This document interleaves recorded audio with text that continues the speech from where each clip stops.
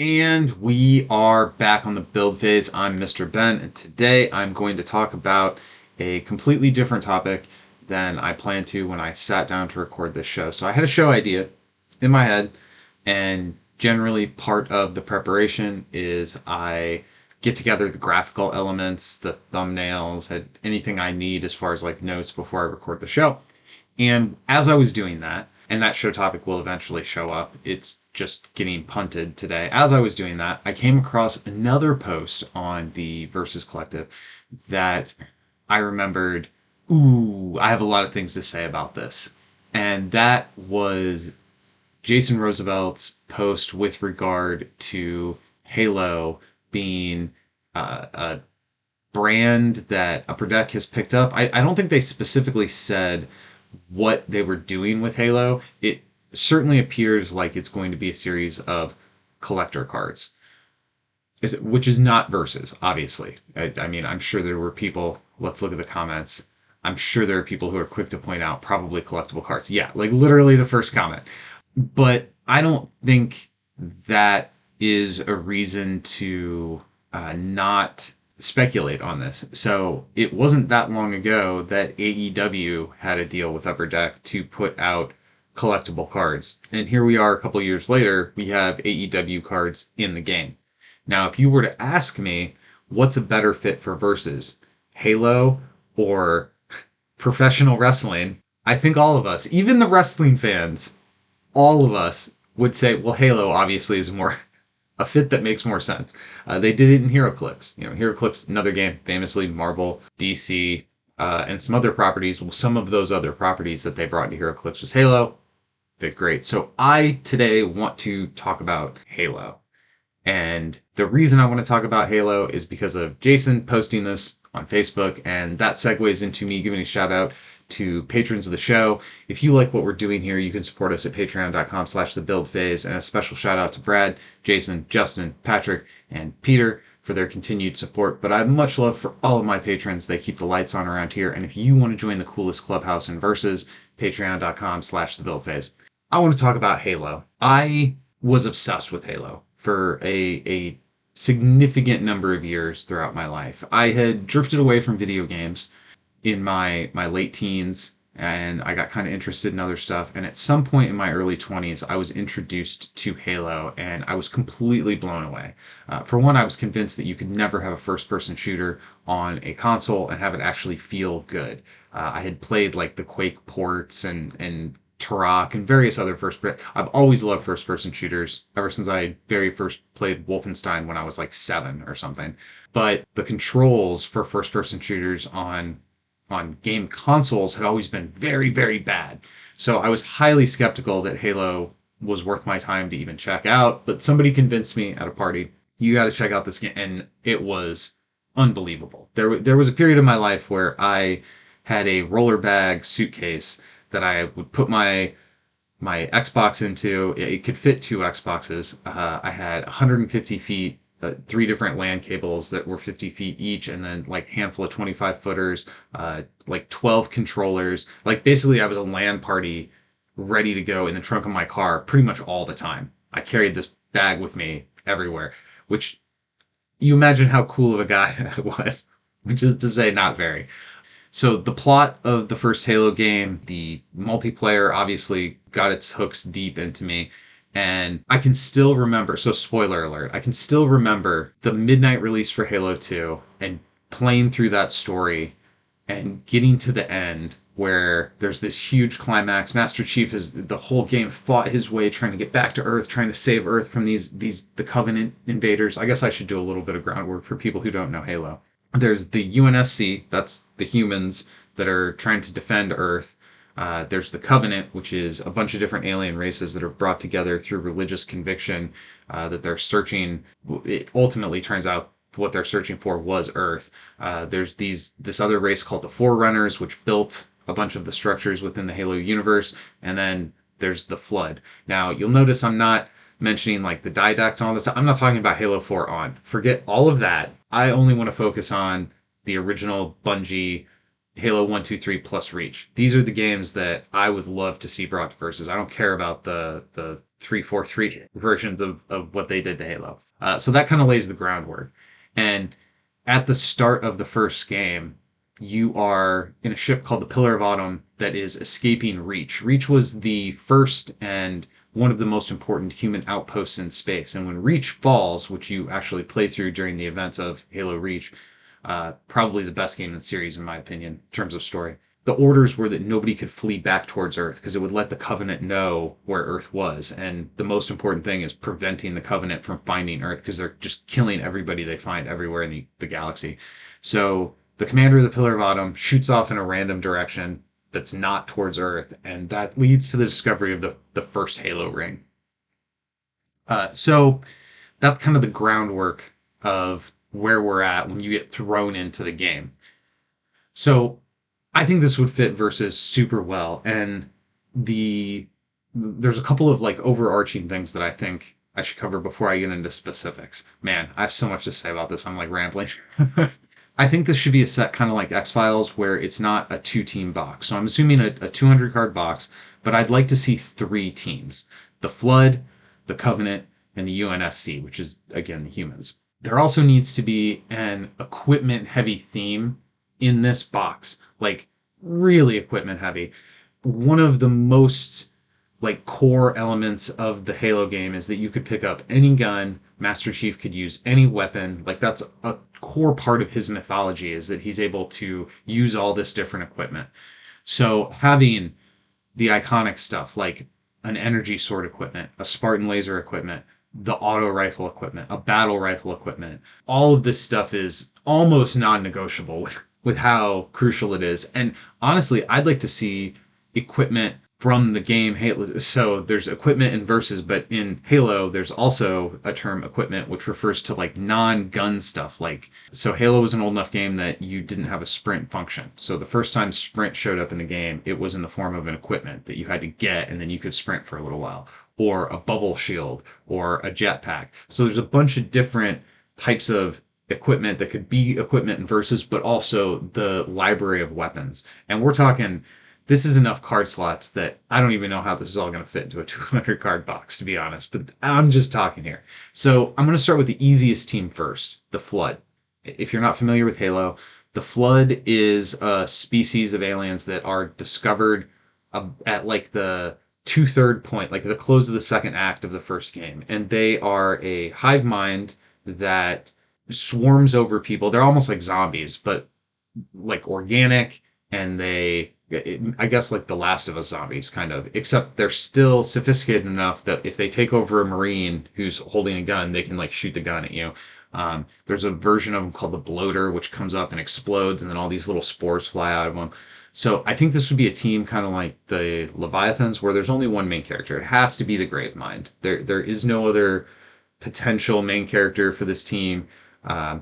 Mechanically, I would really like to see a Flood Spore character that you play out that's like a 1 cost or something that's maybe reminiscent of the Facehugger from Aliens. I really like the flavor of 2 things about the spores. I would like the spores to be able to have some kind of an action where they can go into the opposing player's KO pile and pull characters out of it that you can then use to symbolize how these things reanimate dead bodies, kill guys and take them over. But also, I want opposing characters, if they attack the back row and there's a Flood Spore in the front row, they like squish it. They can, because in the game you can walk over these things. You don't actually have to like shoot at them or do anything. You can just squish them. So having that in Versus somehow would be really, really cool. And then of course the Gravemind is going into the opposing player's KO pile, maybe even possessing characters that are on the field, stuff like that. So this in my opinion is the easiest team to deal with because they're so linear. Like the Flood really, much like zombies, they just hunger. They're just trying to take over everything. And in the plot of, again, spoilers, in the plot of the Halo stuff, the Flood is the reason the Halo rings exist. So there is a potential other team here, but I'm not sure that there's enough to flesh out a whole team. So the Forerunners are the species that developed the Halo rings to purge the galaxy of the Flood. And there are representatives of them within the game, probably most well known as 343 Guilty Spark, the character from which the studio that now has control of the Halo franchise took its name. Actually, all of the monitors of the various Halo installations have really cool names. It's like a number and then like a cool combination of words. I don't remember the numbers, but Penitent Tangent was one that I always liked. I think there's one called Tragic Solitude. So they all have kind of like cool sounding names. I don't think that these things, like, they're just little floating guys. It'd be cool to see them in cards, but I don't think there's enough to build a team around it. So maybe they would be like unaffiliated because they do control uh, like these ship things that fight both the Covenant and the Flood and you. It's at different points in the game. So they are kind of unaffiliated with all the other teams. And given how crunched this box is already going to be for card slots, maybe we don't see the monitors at all, and that would be okay. So to move on to the Covenant. Now, the main core with the Covenant is the prophets. There are 3 prophets. Most of them are dispatched relatively unceremoniously within the games. So I could see just focusing on the prophet of truth, or potentially having all 3 prophets, but the other 2 are kind of like weaker, and the prophet of truth maybe has more hit points. Maybe even gets benefits when his fellow prophets are killed because he's that kind of villain. But the key thing to make the Covenant feel like the Covenant has to be the mix of different alien races. So we have to have Jackals, the sniper guys. We have to have the Grunts, the cannon fodder characters. We have to have the what's their name for themselves? The Sangheli, I think it's pronounced, but we call them elites. The whoop whoop whoop guys. If this box is going to stretch all the way into Halo 3, obviously we have to have brutes as well, although I'm pretty ambivalent about the little insect fly guys. I don't even remember what they're called. I don't think they're core to the identity of what makes Halo Halo, but grunts, jackals, and elites, and honestly, man, I'm drawing a blank on the big names. Are they called? It's not the brutes, but the race that's just a bunch of little worms all woven together, wearing armor. I can't think what they're called. So all those different races would need to be represented. Out of all of those characters, the only ones that stand out to me to need a main character, I think, would probably be, again, the Prophet of Truth or some collection of the Prophets. And then the Arbiter, of course, like the character that you play half of Halo 2 as, probably starts off Covenant affiliated, maybe dual affiliated at level 2, or maybe even just UNSC affiliated, depending upon how you want to parse his journey through the games. He would be really cool. And then there was a named brute that was the main villain of Halo 3, and I'm drawing a blank on his name, but that would be potentially another main character. But this is another team where I think it's more about the rank and file enemies, sort of the cannon fodder soldiers, than it is about distinct individual personalities. And that has something to do with the type of content that Halo is. While I do really cherish these stories, outside of the fact that I really like first-person shooters, just as works of science fiction, I really cherish the Halo stories. It is true that the villains are not as developed as the heroes in any of these things. Like, that's a fair criticism. And that might make it a little bit harder to get like compelling main characters outside of just a couple of named characters for the Covenant team. But I think that's okay. I think having, Arbiter and a set of prophets, or just the Prophet of Truth, kind of serves that team well if you use those other slots that might have been different main characters to pack in more different versions. Like, you have to have a suicide grunt, right? Like the grunt that has the sticky grenades, one on each hand, that just comes running at you screaming. Like, you got to have a character that you can recruit, and then when they attack, they just blow up and KO the character they're attacking. Like, that would be awesome. So having that kind of variety amongst the supporting cast for the Covenant, I think, is more important than having a bunch of dynamic main characters. Now, we get to the UNSC, and this is where it changes. Here, while I do think there is something to having the rank and file Marines, having the like one drop shield agent type characters, and we do want that. There are also like super distinct characters within the human faction of the Halo universe that I think really need main character treatment if this is going to come to versus. And obviously the very top one is Master Chief, Spartan John 117. This guy has to be a main character. Like, if you don't have Master Chief, you don't have Halo. How would you make him? I think having him level up off of using different equipment while maybe not thematically appropriate to Halo, I think that would feel really appropriate to Versus, asking the character to use a bunch of different types of weapons and churn through them. Maybe even having, this is slightly off topic, but maybe even having ammo counters within the equipment that the box comes with, so that you can't use that plasma pistol the whole game because it runs out and you've got to discard it and pick up the next gun. Having Master Chief have the ability to have two equipment, I think, is almost non-negotiable, both from the theme of like the thing in Halo is you always get two guns and you press a button to switch between them, but also dual wielding, if you pick up two of the same gun, is just such a key part. Like, it's hard to describe how hype the Halo 2 trailer was back in the day when you first saw Master Chief pick up two guns and dual wield. Like, what? No! It just mind blowing.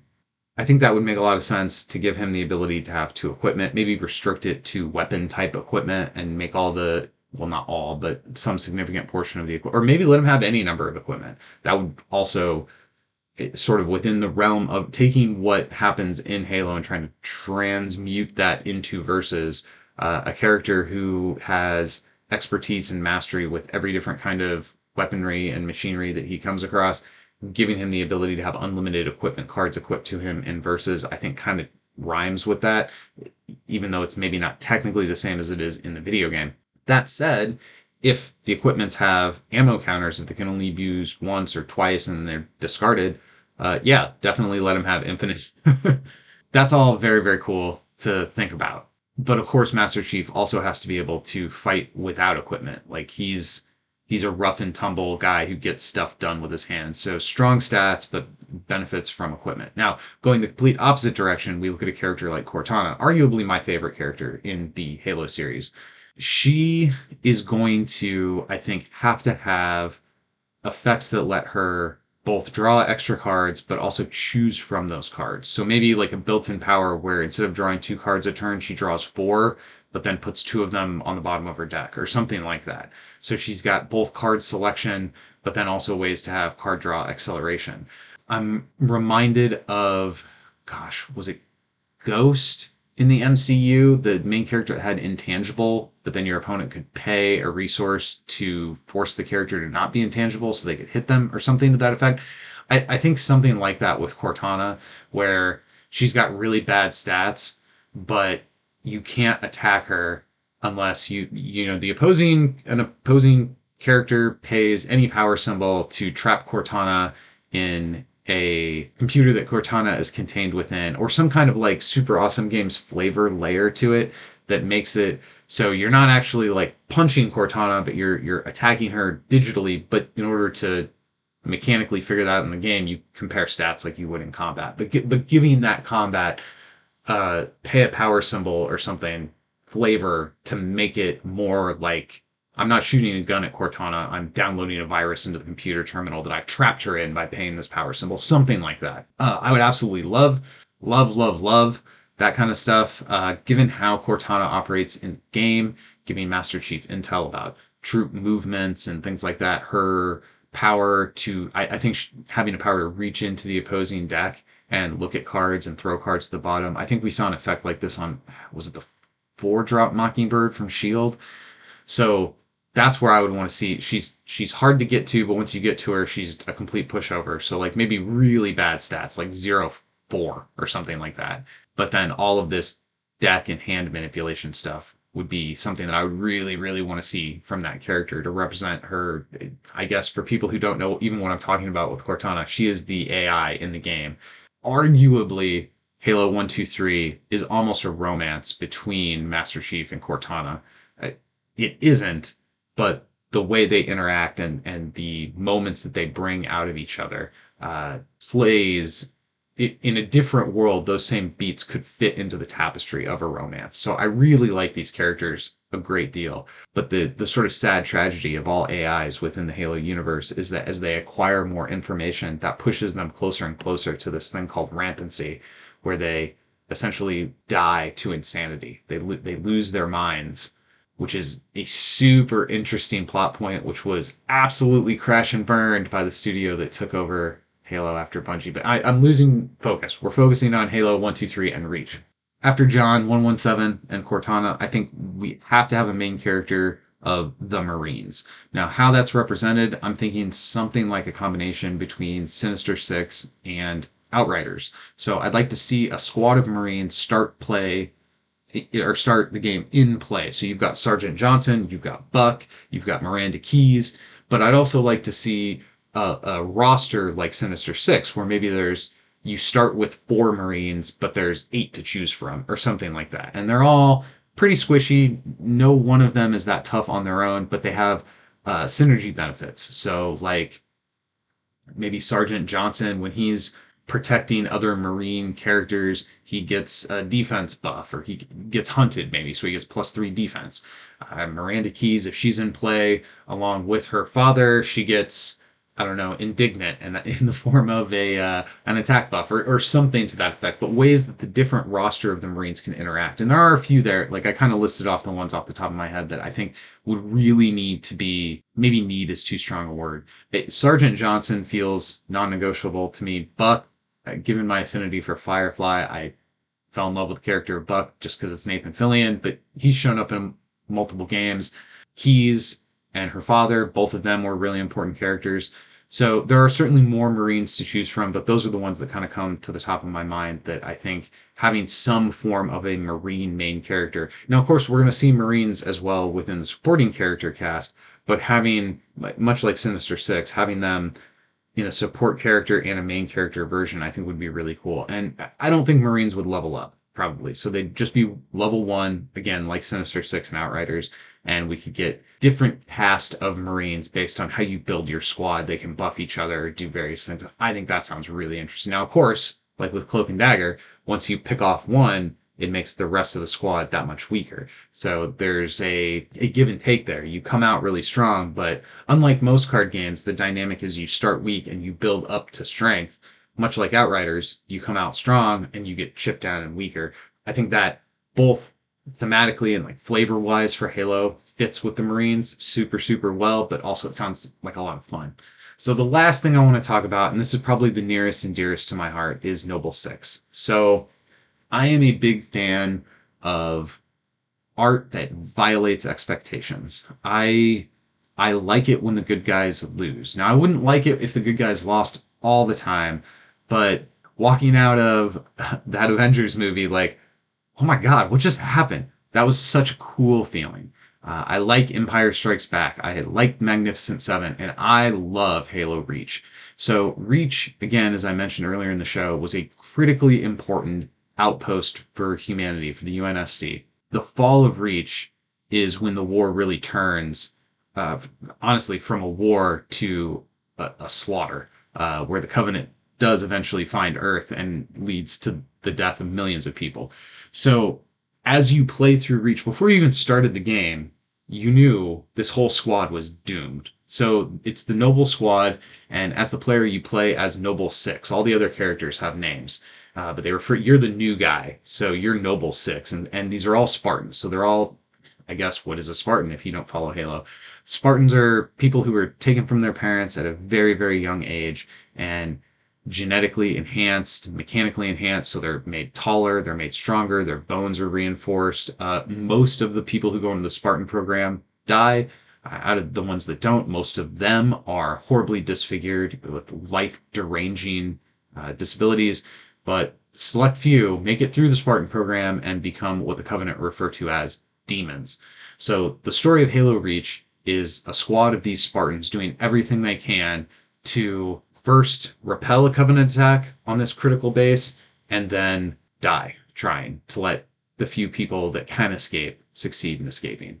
So, man, now I'm getting all reminiscent. Like, the final scene is you as Noble Six are like running to like hit a switch or whatever to allow the Pillar of Autumn to escape, which, of course, if you are familiar with the Halo storyline, the Halo 1 picks up right after Pillar of Autumn escaped this battle, and you're playing as the character that makes that possible. So in this weird sort of like Terminator style inception of like giving birth to your own love of the franchise, you get to like hit the button that sets off this story that, at least for me, had great sway over a big chunk of my life in my 20s. Having a Noble Six main character and the rest of Noble Squad as supporting characters, and having Noble Six gain experience by seeing the rest of his squad die, that would be like a theme home run.